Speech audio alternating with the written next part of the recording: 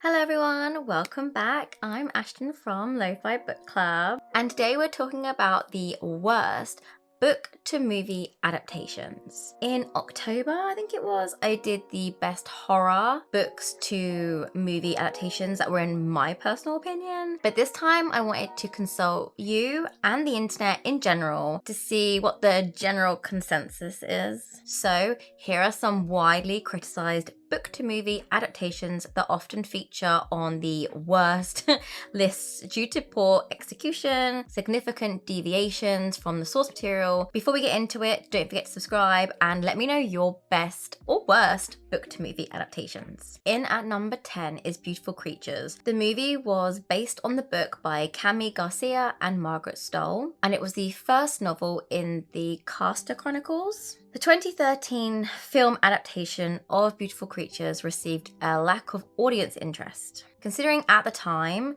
studios were trying to capitalize on the success of other young adult adaptations like Twilight and The Hunger Games. However, Beautiful Creatures is not as well known as those series, and its fan base is much smaller, making it harder to generate excitement. This would mean you'd need to appeal to a wider audience, right? I think they tried to market it as a big romance story similar to Twilight, actually. Which, don't get me wrong, it is a romance, but I would say it's gothic and fantasy. There's supernatural lore, and I think these elements were downplayed quite a lot.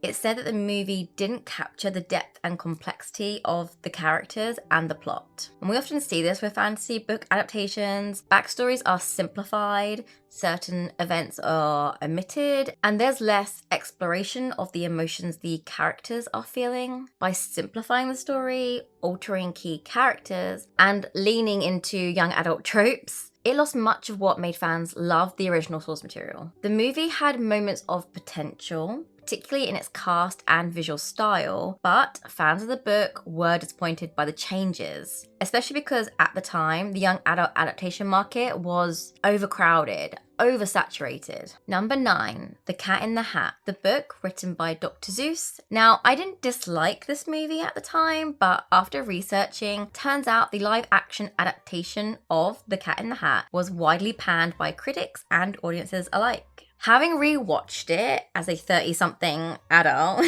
I didn't realize the amount of crude or suggestive jokes throughout the film, especially for a story that's fundamentally a children's book. Apparently, this choice alienated parents who expected a family-friendly movie and failed to entertain children who couldn't relate or couldn't understand the jokes. Any attempt to portray a whimsical or innocent tone to the movie is really lost in the loud and over-the-top acting. Although I have to say, I am a fan of Mike Myers. I do love his work. Critics say that his portrayal of the cat was creepy rather than charming. I'm not sure that's his fault, probably more to do with the prosthetics. It's giving more like Uncanny Valley vibes than cute cat, to be honest. It's also said that Dr. Seuss's widow, Audrey Giselle, was reportedly so disappointed with the adaptation that she banned any future live action adaptations of his work. The plot was expanded with unnecessary subplots, including a corporate villain, played by Alec Baldwin, who tries to send the kid's mum away.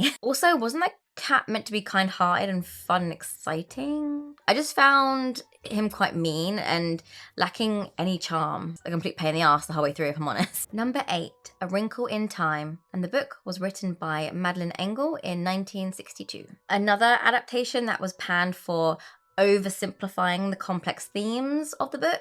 Does no one learn their lesson? Although the film had a substantial budget and star-studded cast, it failed to resonate with fans of the book and a broader audience. Once again, Engel's novel weaves themes of science, faith, and philosophy into a richly layered story. It struggles with complex ideas such as the nature of good versus evil. However, many of these are simplified, reducing the depth of the original themes. By simplifying the plot, honestly, you're going to hear that simplified word a lot throughout this. By simplifying the plot and themes, over-relying on CGI, the film alienated fans of the book and left general audiences unimpressed. It lacked the cohesiveness, is that a word? And emotional harmony needed to do justice to Madeleine's timeless story. random, but did you know there's a character, or at least a being in the story called It? Thought that would be fun to know. Number 7.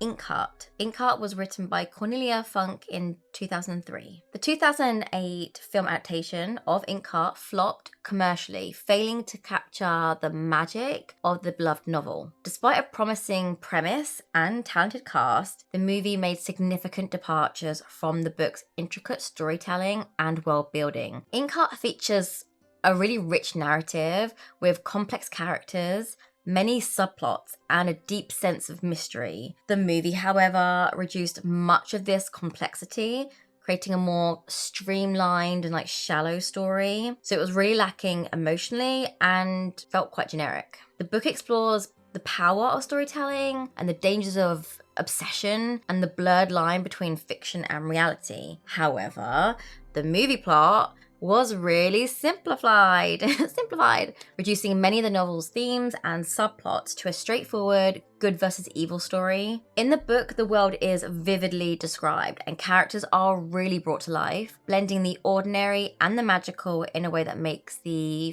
fantastical elements feel really real. The movie, on the other hand, skimmed over much of this. Another one that underwhelmed fans, surprise, surprise. However, many of you millennials, including myself, definitely watched it for the plot. Number 6, Ella Enchanted. Ella Enchanted was written by Gail Carson Levine in 1997. I feel like at this point, I'm just going to be saying the same thing over and over again.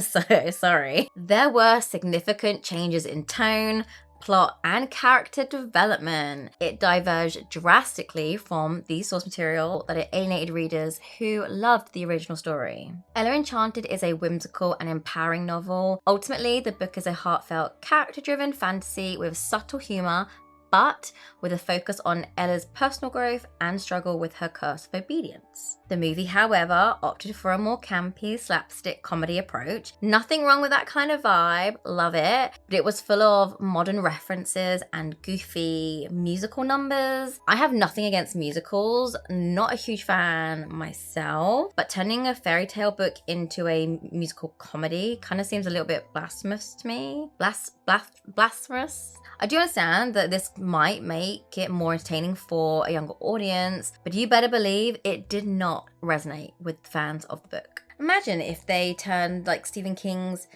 Misery into a comedy musical. Actually, that would be quite good. Someone should make that. That'd be so fun. Ella, who's the main character, is a smart, resourceful, and determined heroine who actively works to overcome her curse. The movie, though, portrayed her as more passive and reliant on others for help, which definitely dilutes the strong, independent characters readers love. And it's not just Ella they did dirty. So Shah, who is a kind, thoughtful, and compassionate prince, was reduced to a generic clueless prince. Mandy, Ella's fairy godmother, is a wise and loving figure who provides subtle guidance without solving Ella's problems for her. But in the movie, she's a bumbling comedic side character. There's even an evil uncle in the movie that isn't even in the book. Number 5, The Dark Tower. The Dark Tower was written by Stephen King in 1982. They tried to compress 8 books into one movie.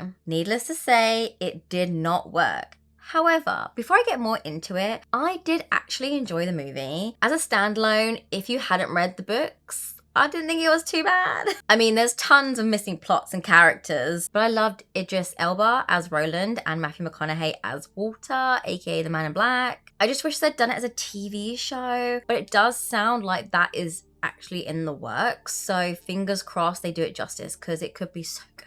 Obviously, as many King films are, it was a total flop. It failed to resonate with both fans of the book and general audiences. But what do you expect when you, like I say, try to condense 8 books into one movie? Considering the novels combine intricate mythology together with elements of fantasy, science fiction, horror, the Western genres, there's no way you're going to get all of that into a 95-minute runtime. It's crazy. The movie wasn't even a direct adaptation of any single book in the series. Instead, it was kind of like a sequel to the book set after the events of the first novel, I would say. However, the movie focused mainly on Jake, so the story was told basically from his perspective. This kind of diminished Roland's character development and completely ignored the epic scope of his crazy journey. Another book with complex themes, including fate, free will, obsession, redemption, but the movie barely touched upon these. Fans continued to hope for a more faithful adaptation, and hopefully Mike Flanagan will deliver us an epic adaptation soon, but only time will tell. Number 4, Artemis Fowl. The book was written by Owen Colfer in 2001. For a change, this adaptation wasn't simplified. No. Instead, it fundamentally deviated from the original source material, changing characters, motivations, the overall tone.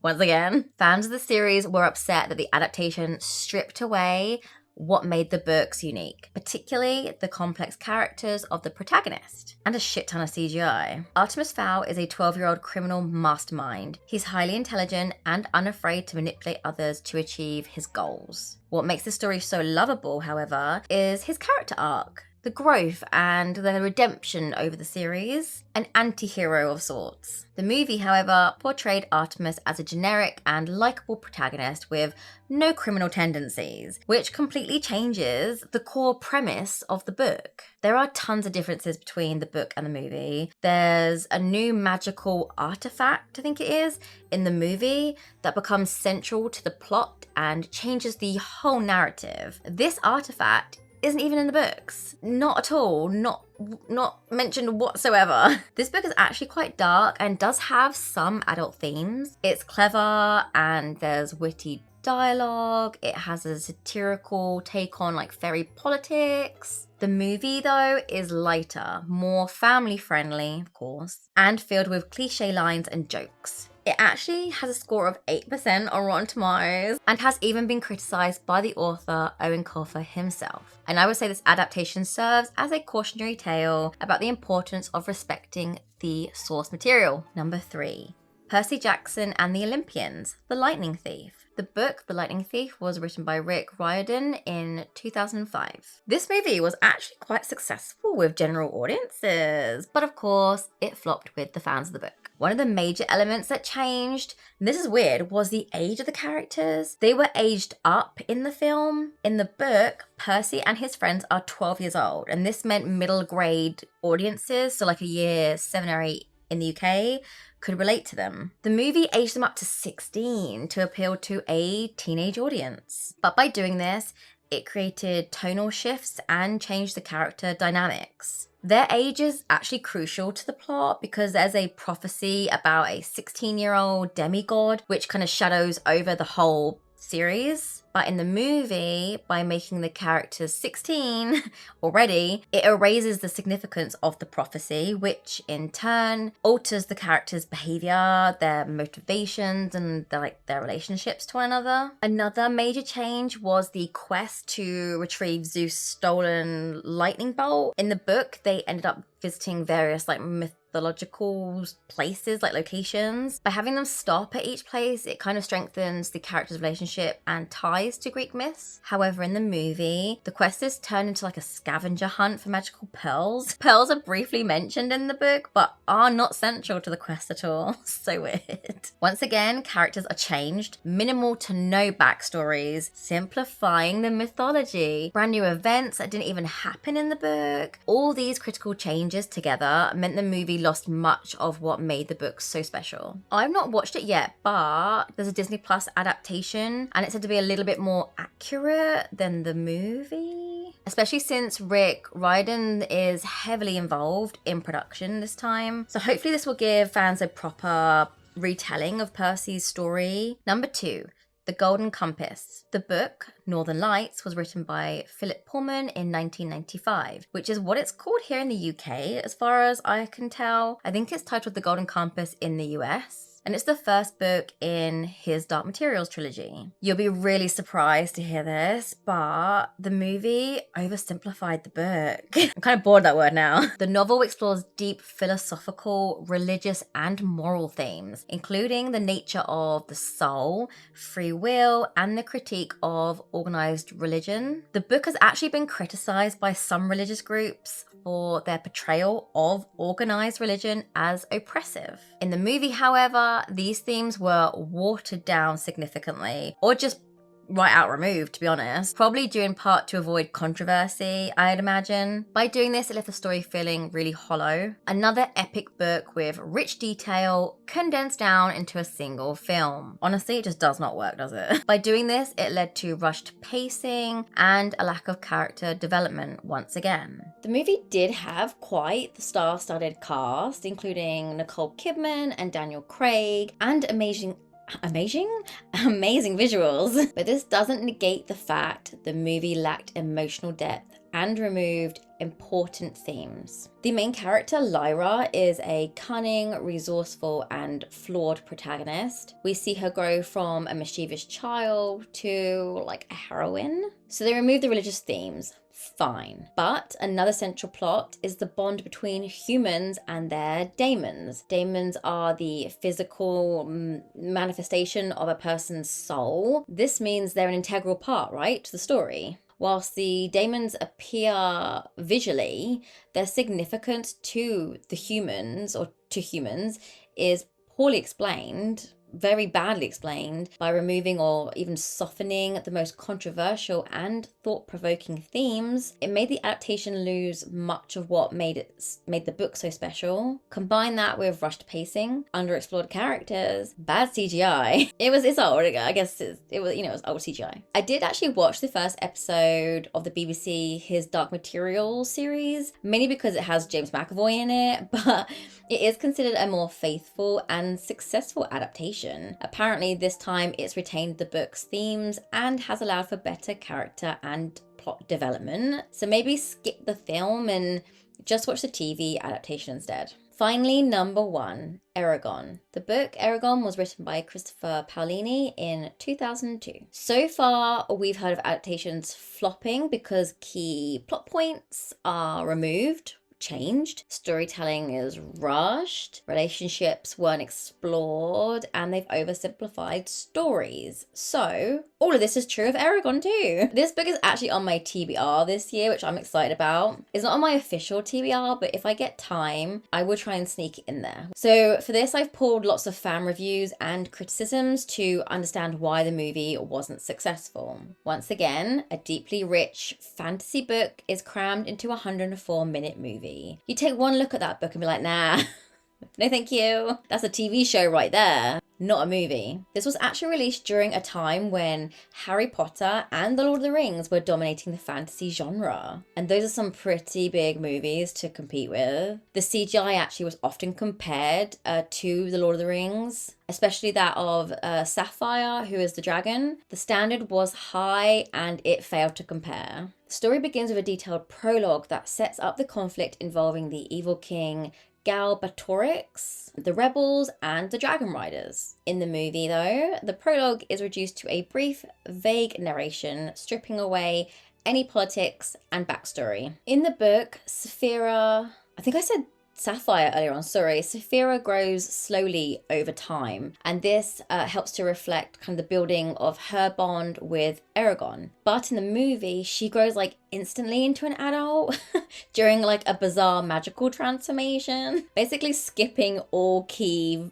bonding moments, which are like vital. And she's not the only one whose growth was changed. Eragon is written as a curious, inexperienced farm boy who matures through trials and struggles, but in the movie, his development is almost non-existent. Another typical chosen one, so we're never really shown the depth of his growth. The dragon lore that's pivotal to the story is barely mentioned in the film. I mean, that's like the best bit. How are you missing that out? So fans of the book were left disappointed and the movie failed to attract a new audience. I hope you enjoyed this list of awful books to movie adaptations. I know there are so many more out there, and I'm sure we will visit them in the future.